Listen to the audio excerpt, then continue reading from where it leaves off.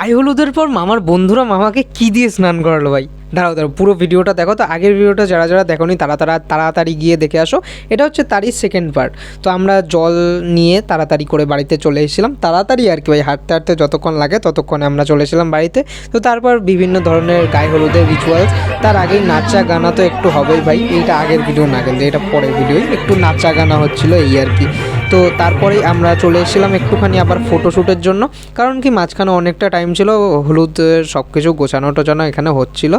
তো তারপরেই এখানে শুরু হয়ে গেছে আসল রিচুয়ালসগুলো, সব কিছু কলা পাতা দিয়ে একদম ঢেকে ঢুকে সুন্দর করে প্রথমে রিচুয়ালগুলো চালু হয়ে গেল। তারপর ভাই এখানে মামি মাখাচ্ছিল হলুদ নিজের দেওরকে। তারপর ভাই এখানে যা হলো, হলুদ গুঁড়ো দিয়ে মামার বন্ধুরা ভাই হলুদ মাখিয়ে দিয়েছে, মামার সারাটা গায়ে হলুদ মাখিয়েছে ভাই। এর পরটা দেখো, এইটা দেখো জাস্ট ভাই, কোথায় কোথায় হলুদ যে মাখিয়েছে সেটা তো ভাই ও নিজেও জানে না।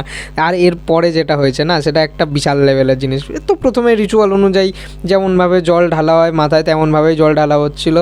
আর এইটা হচ্ছে ভাই আমি, যারা আমাকে চেনো না তাদের জন্য বলে দিই, আমি হচ্ছি সৌভিক, আর তোমরা এখন দেখছো সৌভিক দেবনাথ ব্লগস। জানি ভাই ইন্ট্রো একদম লাস্টেই দিয়ে দিয়েছি।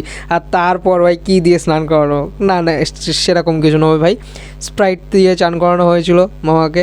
তো স্প্রাইট খেয়ে মামা তারপর এখানে শুরু হয়ে গেছিলো আর একটা আশীর্বাদ। বিয়ে করতে যাওয়ার আগে মেয়ের বাড়ির থেকে এসেছিলো আশীর্বাদ করতে। এখানে আবার টাকা গোনা হচ্ছিলো, কারণ গেট ধরার সময় এই টাকাগুলোই তো দিতে হবে না, আশীর্বাদে যা পাওয়া গেছে তাই। তারপর শুরু হয়ে গেছিলো একদম মেকআপ শেকআপের কাজবাজ।